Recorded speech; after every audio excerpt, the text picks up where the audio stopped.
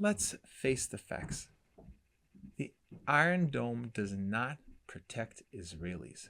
It only creates the illusion of protection, my friends. We want to make sure this message gets to every single human being. Won't you please help support this work? We need your help to get this message out to every Jew and every non-Jew. The actions to take, have your money come to rabbismith.org so that we can get a message of hope to every human being.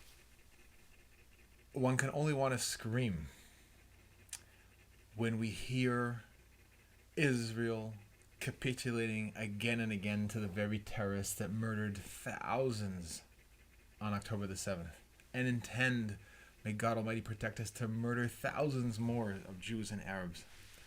And yet, as the Israeli government capitulates and surrenders and fails to fight and creates ceasefires over the opposition of the frontline soldiers and against the very words which they promised there wouldn't be a ceasefire, as the lies mount and mount and mount, as the surrender mounts and mounts and mounts, as the despair mounts and mounts and mounts, people trapped in this unbelievable chaos repeat lies without even understanding how they are being bamboozled, my friends. They don't understand what's happening to them. One of these great lies is that it's necessary to do whatever the United States says to do because Israel needs the money from the United States to fund the Iron Dome, which is a technological system to shoot down incoming missiles. Let's face the facts. The Iron Dome does not protect Israelis. It only creates the illusion of protection, my friends. Who in their right mind believes that Israelis are being protected when there's 250,000 missiles held by Hezbollah pointed at the heads and hearts of Israelis right this very minute, and massive numbers of missiles in Gaza? Who in their right mind can say that the Iron Dome is protecting them? The Iron Dome is creating a false sense of security, an illusion that there's some sort of a protection.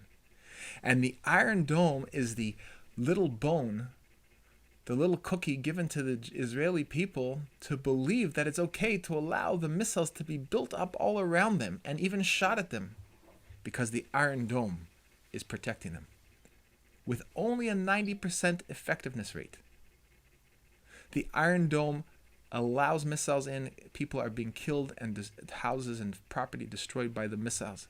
Creating, even more dangerous than the damage, is the constant bombardment. Who in their right minds, my friend, would think that a sane government, that people in a healthy, normal, balanced state of mind would even allow missiles to be pointed at their own country and consider that normal, let alone be shot at their country and at their people, and have to run and hide in shelters on a regular basis? Who in their right mind would think such a thing is normal? Let's be honest. Nobody. Nobody thinks that's normal. But yet, millions are doing that right now in the land of Israel, thinking that somehow the Iron Dome is protecting them, when all it does is creates a illusion of protection to allow the Marxist terrorists to build increasing missiles with greater range, greater power, and greater number right across the border with no response whatsoever from the Israeli government. But the insanity is even greater, my friends. Because the very same United States government that's funding the Iron Dome is also funding the Marxist terrorists. All these missiles were built with foreign money. So the Israelis are being told to allow the funding of the terrorists and then to accept a 90% effective missile system, anti-missile system that's supposed to work, but only can work if the United States funds it. So therefore, Israel must surrender to the terrorists to allow them greater territory and allow them to create a terrorist state in the West Bank and Gaza and allow them to increase more missiles. This is beyond insane, my friends. And intelligent human beings, Jews and non-Jews, are walking around saying this. But what kind of ally in the first place would the United States be if it would not provide the Iron Dome because Israel refused to surrender? And second of all, what kind of ally is the United States government being if it's funding the terrorists and in pushing the Israeli people to surrender to increasingly violent and powerful terror regimes in the West Bank and Gaza and Lebanon? And soon their intention is to topple Jordan. And they've tried to topple Egypt already. And will topple, God forbid, Saudi Arabia. Who in their right mind believes that this is an ally and acting like an ally? So in reality, the best thing, what I would do, if given the ability tonight, is, in addition to the things I've already spoken about need to be done, I would disconnect every single one of the Iron Dome units. Because the people who live in the land of Israel need to face the reality that there is no other protection than God Almighty. Because there is no protection from the United States of America. As well-meaning as the American people on the whole are, the American people are consistently co-opted by governments. That government after government works for and funds the terrorists that intend to eliminate, God forbid, every single Jew and Arab living in the Holy Land.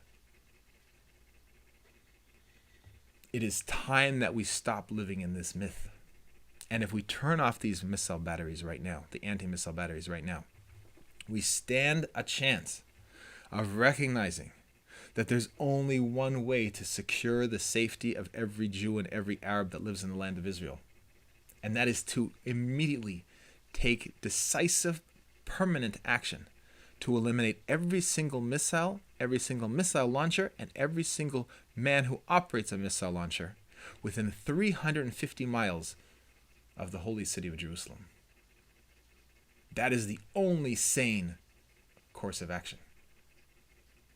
And I ask you to join me in making that the reality.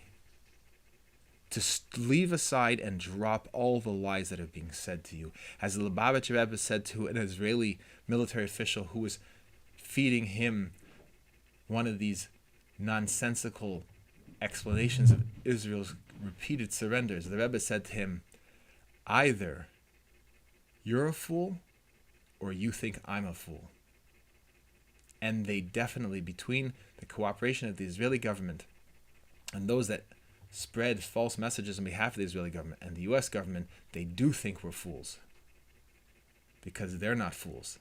They know exactly what they're doing. And every step of the way is an advancement of the surrender without abatement. There is no delay, there is no letting up in the surrender. May God Almighty protect every person. And their intentions are far worse than October the 7th, which constitutes a mere skirmish. This hardly constitutes a war. This is a mere skirmish. A raiding party successfully eliminated thousands and murdered and injured thousands and took hostages with no effective prevention and no effective response. Because of this illusion of the Iron Dome, Israelis are willing to tolerate missiles aimed at them and shot at them while thanking for the miracle of the Iron Dome. That is insanity. The price of reliance on this Iron Dome is being sold to you as the capitulation to the surrender of more lives. So now it's the Marxist scissor strategy. The blades are the missiles and the threat of the removal of the Iron Dome, and that's what crushes the people in between. It's also tragically ironic to note that the Iron Dome was invented and developed by Israeli companies, but then sold out to Americans in such a way that American government money is used and American companies are used to produce parts so that Israel can no longer operate it without the American parts and without American money.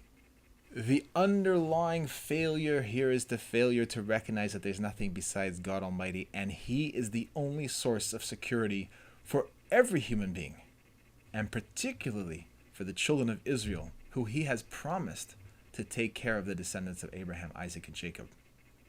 And the failure to recognize that and the acting in opposition to that by relying on human means, while at the same time building up the terrorists, is a sure way to create the disaster that we see that we are in the midst of.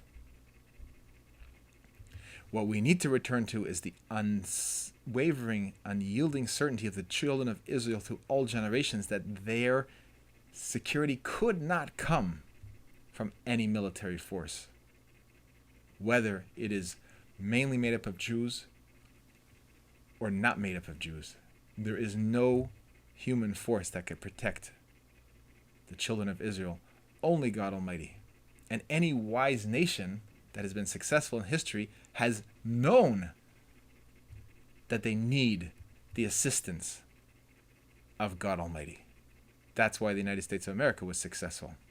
So take this to heart, my friends. Throwing off the yoke of American aid and the Iron Dome is not throwing caution to the wind. As we could see, there is no benefit from it. Removing that false illusion of protection will bring people to the direct recognition that there is a protector of Israel who does not sleep and who does not slumber, and wants to see the children of Israel stand tall and proud and take action to eliminate the terror regimes that are in the land of Israel and are on the borders of the land of Israel, for the benefit not only of the children of Israel, but of every human being who is threatened by those regimes of terror. That is the lesson of Yud-Tes Kislev, that the entire world is really the allies of the children of Israel in their mission to bring righteousness and justice to the entire world, to liberate every single man from any form of slavery, be it spiritual or physical. This is the call of the hour, and we must take action now. God bless you all. While these words may seem harsh, but Americans need to take this to heart, to realize that they are the next targets. We in America are the next targets of this terrorism.